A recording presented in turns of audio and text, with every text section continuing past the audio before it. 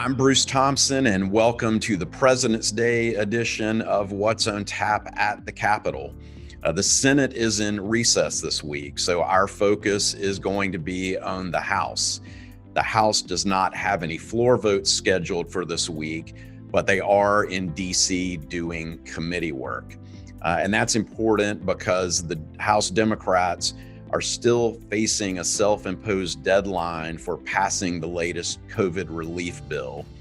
The enhanced unemployment benefits run out in mid-March, and they're doing everything they can to make sure that those do not lapse. So the House Budget Committee will have to meet this week and pull together all the markups that were done by the various committees of jurisdiction last week. They need to roll those all into one spending bill that can then go to the House floor and move over to the Senate. There's a big issue of contention that remains, and that's the proposed minimum wage increase to $15 per hour. Senate moderate Democrats have indicated that they do not think this is appropriate for the reconciliation bill, and with Republicans passed a rule to that effect. However, House Democrats are still pushing for it and are going to include it in their legislation. I still think that it's going to come out whenever the bill makes its way to the Senate for final package. Now, another issue is that Democrats did not roll back the 2017 tax law's $10,000 cap on state and local deductions in the COVID relief bill. It doesn't mean they didn't discuss it, and it doesn't mean that we haven't heard the end of it.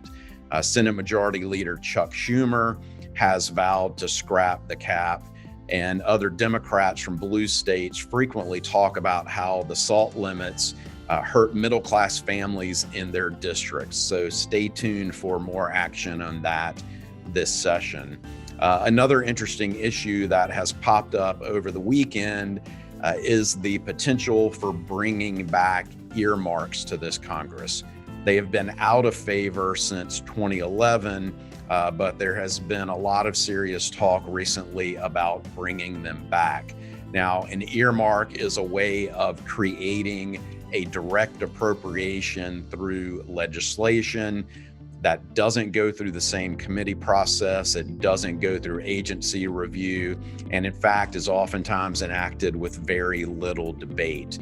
One change that you're going to see if earmarks do come back this session is that private companies most likely will not be eligible for them.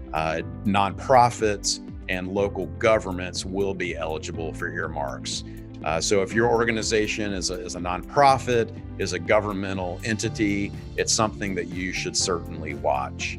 As always, please contact anyone here at Parker Poe should you have any questions about what's going on in Washington. We're going to continue to keep our eye on things, and we'll keep you updated.